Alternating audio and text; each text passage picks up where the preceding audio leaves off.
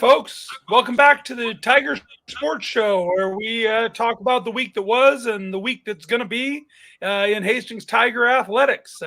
I'm Greg Mays, and I'm joined, as always, with my co-host and little brother, Tren Mays. How's your week been, Tren? Oh, it's been interesting. Finally You got were back kind to of my limping a job little bit site. today. What? You were limping a little bit today.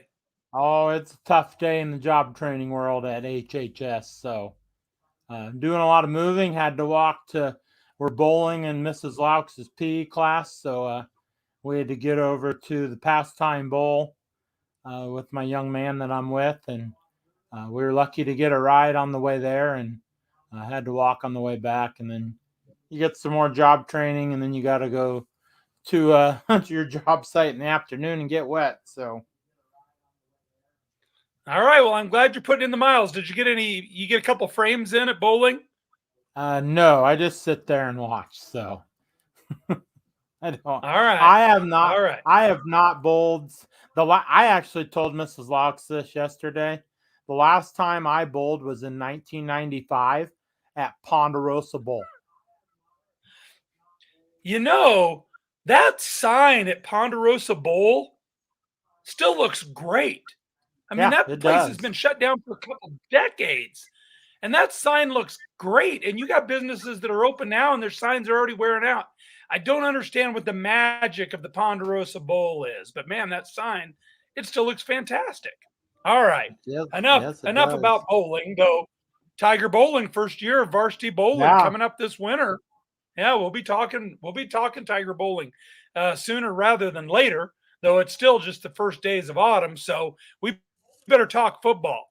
Last week, big Friday night for the Tigers, homecoming win, second straight win puts the Tigers at 2-3 for the year. What'd you think about the ball game with the Alliance Bulldogs, Trent?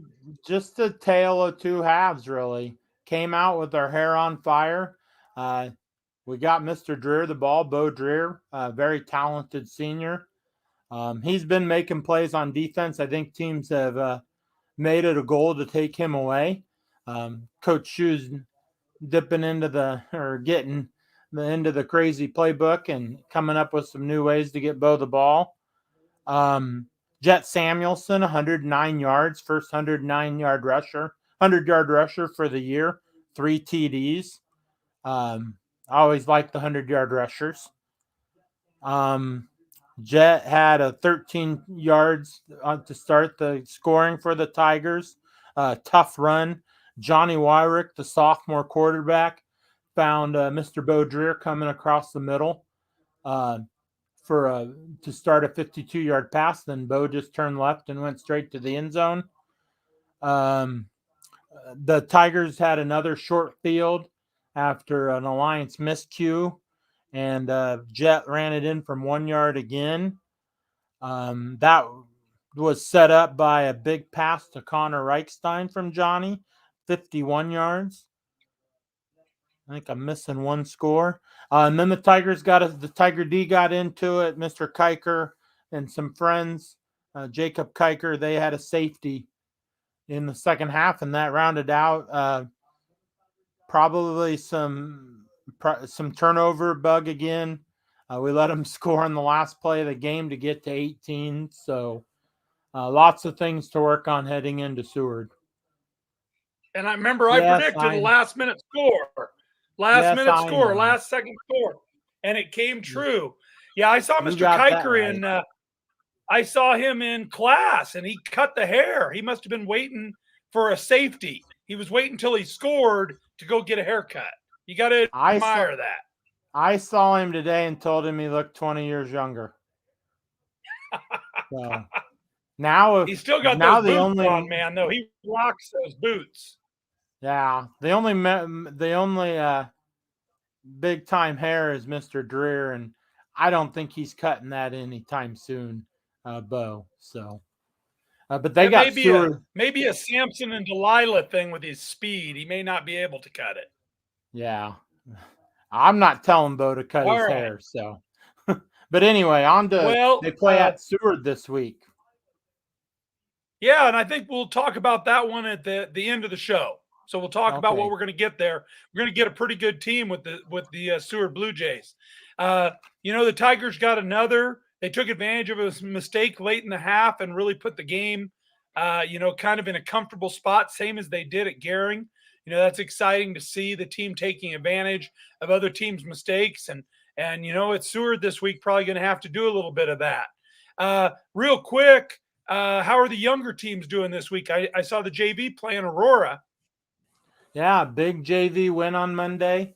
I got there when it was 28-0, Tigers. Our producer Tate Mays was there Ooh. before, younger brother Tate. He said the Tigers ran the ball well. The coaches, I listened to their half game talk. They were very excited. They kept telling the boys to keep the pedal down, which they did. But they were up 28-0, got to 36-0 by the end. Pretty much outmuscled Aurora. That's a big win for down the road. That's a district opponent, varsity wise, and it's always nice to beat Aurora at the lower levels.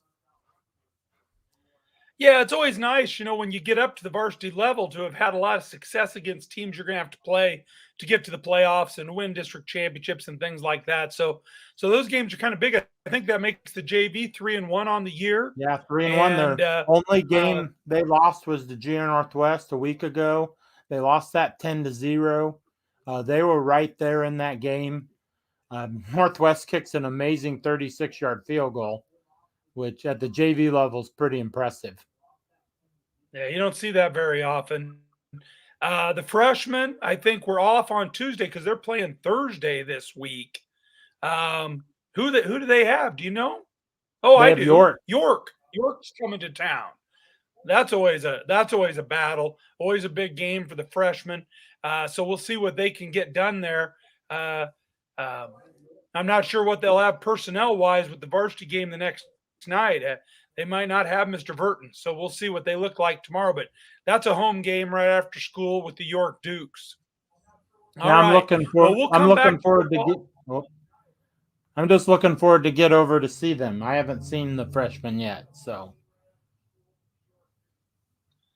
All right. Well, they're a good ball club, so you better get out there tomorrow after school. Let's break away from football a little bit, and talk a little softball. The team that's really putting the pedal to the metal and heading for postseason here. Next week, we're talking about district assignments coming out. Right? What was the softball week like? the softball hosted their big Tiger Invite, which usually attracts top teams. Number one Scott was here. Top 10 Seward and Norris were both here. The Tigers played our friends from McCook third straight time last week. McCook had to board the bus to come to Hastings. I think they're probably getting a little tired. At least they know the directions. They know where to go now. The Tigers It's beat beautiful on Highway handily. 6 this time of year. Yeah, with It's just farming. beautiful Yeah. on Highway 6 this time of year, Tran. Oh, yeah, it is. I know that. Um, Tigers won 11-0 against McCook. Peyton Hudson got the win. They got a lot of girls in. Caitlin Schultz, 2 more homers, 5 RBIs. They're just taking care of business right now. They're in a groove. I know you don't want to pitch to her. Faith Molina had a big day hitting wise, 2 ribbies. We had some doubles by Hudson and Emma Sinek. And then they got Norris, top 6 team in the state. Faith Molina, no hitter. Let's click to that really quick. No hitter. As I spin. What was the final in that one? Schmidt. What? 11 to What 0. was the final It score? was so 11 to 0 in 7 innings. Sammy Schmidt, huge day, 3 hits, 4 RBIs. She hit 2 homers. Sammy was getting into the act. Faith Molina, 2 triples. Emma Sinek had a double. Caitlin Laux had a double. Sammy did one of her famous. Sammy thinks she's Sophie Severny. She caught one at the fence and fell into the nets or into the fence. It was pretty amazing. Tigers see number one Scott in the finals of the tournament. That's the game everybody wanted to see. Um, it's up there in my top 3 or 4 top high school games I've seen in my life. Very well Yeah. played. It was 1-0 Scott win. There were 2 combined hits. We made one error that allowed him to score. Um, Faith Molina, their top 3 players are all going D1. The Twins are, I'm not even going to try to say their name, the Twins. They bat 1-2. Just They're the going to Twins. Arkansas. Ruby is a stud pitcher. She's going to Washington. Faith Molina, those girls went 0 for 5 against Faith. So that was a really good sign for the Tigers down the road. Um, Mac Long walks in the 6th. They called it due to time limit. And then Sammy doubles and gets her to third. There's a chance Matt could have scored on that to tie the game. But then Ruby just did her thing at the end. Scott stud pitcher, and the Tigers fell due to time limit in 6 innings. And we had the runners at second and third. We were right there with them. Girls played their tails off, and I'm proud of them. Big weekend for them coming up. Number 1 Gretna tomorrow night. Tigers are boarding the Tiger bus and head into the Metro in Omaha. So that'll be a big Heading for the matchup. suburbs. 6:30. What? Yeah, Gretna. Gretna is the Metro champs. They won the tournament. They're in the Yeah, Metro Conference now. They yeah. handled the Class A Metro and won that. So, yeah, that's a big one. That's a big one tomorrow. And then the Tigers go to Crete on Saturday. I saw they open up with Millard South. Yeah. Hastings native Steve Kirkman coaching the Patriots. That's always a good softball team. Yeah, then they have Bennington and GR Northwestern on our side. All top 5 teams. Big points game. Girls just need to go take care of business like they have all year. The one thing that I like, and I know Coach Speak talked about this, is we're hitting a lot of line drives now.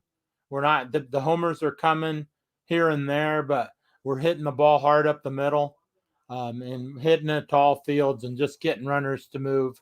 And I really like where they're at. Well, it's time for big girl fast pitch softball, and the Tigers are ready. We'll hear district assignments a week from Wednesday, and a week from today. And we Yeah, were we'll have talking them. off air a little bit. Grand Island Northwest is right on our tail to host that district. So, these games this week will be big. Folks can follow those games. If you're not at Gretna or at Crete, you can follow those on the Game Changer app. If you've never been to Google the old Game Changer, and it's pretty nice way to follow softball. All right, Yeah, we got some other I sports love going on. I love the computer voice.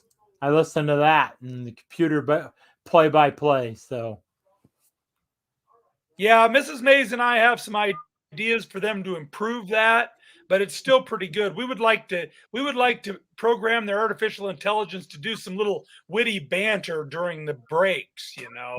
We're working on that. We're working closely with Game Changer people. All right, a rundown of some other things that have been going on in Tigerland. Cross country team went to my favorite meet of the year, uh, the Lincoln High Invite at Pioneers Park. I just love cross country at Pioneers Park. People running in and out of the trees, coming around. You got some hills, you got some long climbs. Um, just a great place for cross country, and it is top flight competition. Class A schools all over the place. The Lincoln East girls, Trent, if you ever get a chance to watch the Lincoln East girls run cross country, they've got a talented bunch. They won it on the girls' side. Our kids did some nice things. The girls finished, I think about 13th or so, and the boys were a little behind that, but it was mainly Class A teams. And then they kind of switched it up this week, and cross country went to Crete um, on Tuesday and ran there. That was a new meet for us. I'm not sure if we got to run at Tuxedo Park, where softball would be, my favorite park name. But the girls finished 6th down at Crete. Kellen Henry Perlich led us again, finished 17th. Lily Wildhelm was 27th. Reagan Shoemaker running in the pack was her with 29th. Kieran Bierman was back at 47th. So the girls continuing to improve and pointing towards district time. When everybody's going to be trying to get top three and get to state. The boys finished seventh. Um, Austin Carrera led us, which is a little bit of a change. 16th. Wow. Then Evan Struess, who's led us at times, was 19th. Kevin Vong, 33rd. He's led us at times too. And Juan Saran Milan was 38th. So we're seeing some new names. I know Coach Rosno's experimenting a little and getting some more out of the kids. So cross country's kind of pushing. We're only a couple weeks from districts there. I think they have to go west this year for districts. I think it's out Gothenburg or Kozad, actually. I hope it's not at Kozad. That golf course is just a pool table. It's the most boring cross country course I've ever seen. I'm gonna have to check, see where that's at. I might have to call and get the changes made. Girls golf team, another team that, like softball, is kind of heading down the home stretch a little bit. They were at Minden. They finished second to the Whippets in a triangular there. Anna Brandt led the team. They must have been going 9 holes because she had a 44. Anna's kind of been leading the way all year, and then Leah Krings right behind her. Some other names showing up. Sophomore Taylor Delaney had a nice round. Nice to see her get going, and then a couple freshmen, Gracie McIntyre and Kendall Consbrook. I think those were the freshmen Coach Johnson was talking up after he had gone to Grand Island to watch them golf a little bit. He said they've got a really good upside. You know who Gracie McIntyre is, don't you, Trenner? That's got to be Lloyd's daughter.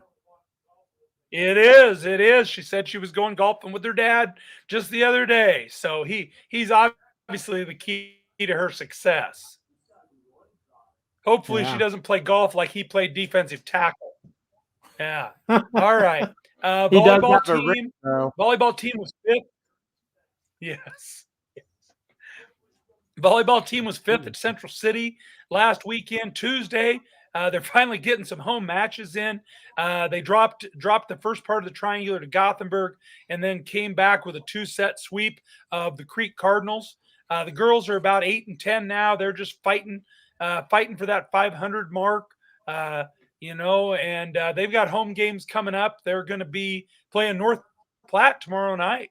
So Tiger fans want to get out and see them. And then we've got what we think is a home triangular Saturday. Producer Tate was saying it's been a while since the volleyball teams hosted any kind of Saturday invite type of thing. So we think there's going to be 3 teams. Maybe there's somebody else. You never kind of know with volleyball. Scheduling is tough. Have you gotten over to see the volleyball team yet, Trenner? No, I have not. I'm going to try to do that soon. So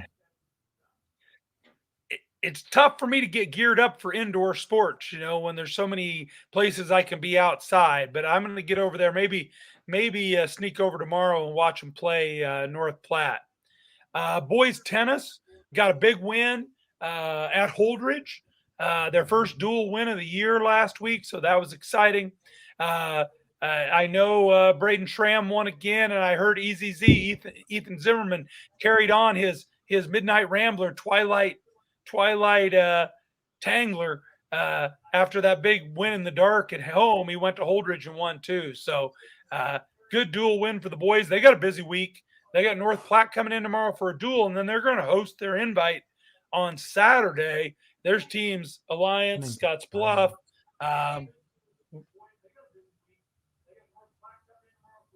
I thought Mrs. Mays was signaling me something about tennis. Grand Island, Adams Central's coming in, Columbus.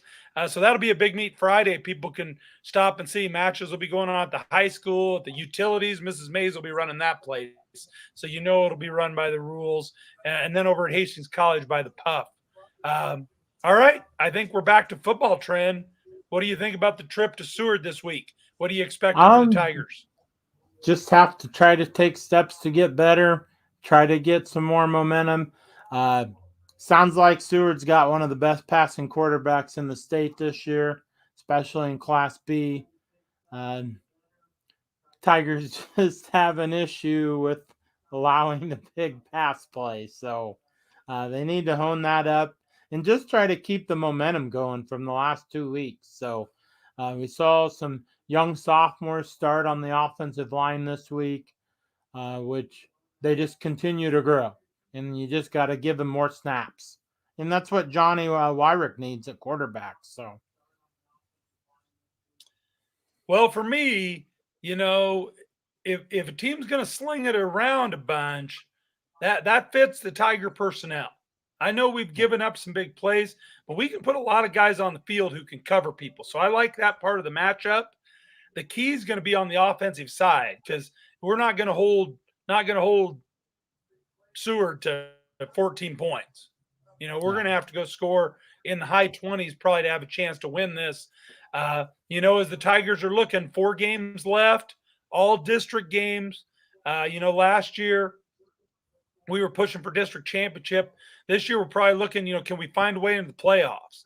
And I think they got to win 2 of 4 and get to 4 and 5 to have a chance to get in those playoffs. And that's going to be a tall order because these district teams are all pretty good, aren't they, Trent? Oh yeah, definitely. York's improved. They have a bunch of sophomores. The coach's kid is in that group. And then you have J Northwest up the road. They're very talented. Aurora is Aurora, and they do that.